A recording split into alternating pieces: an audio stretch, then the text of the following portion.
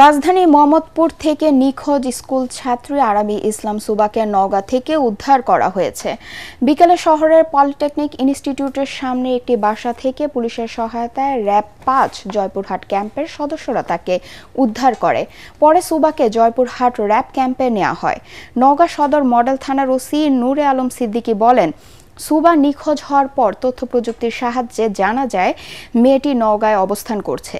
এমন তথ্যের ভিত্তিতে সুবার কথিত প্রেমিক মুমিনের নওগাঁর বাসায় অভিযান চালানো হলে পুলিশের উপস্থিতি টের পেয়ে ছেলে মেয়ে উভয়ে গা ঢাকা দেয়। পরে মুমিনের বাবা মোস্তফাকে আটক করে জিজ্ঞাসাবাদ করার পর স্বীকার করেন সুবা তাদের কাছে রয়েছে। মুমিন ঢাকায় একটি দোকানে কর্মচারীর কাজ করতেন, আর মেয়ের বাড়ি বরিশালের বাকেরগঞ্জে। সেখান থেকে সুবা তার মায়ের চিকিৎসার জন্য ঢাকায় আসে এবং মুমিনের সাথে প্রেমের সম্পর্ক গড়ে ওঠে।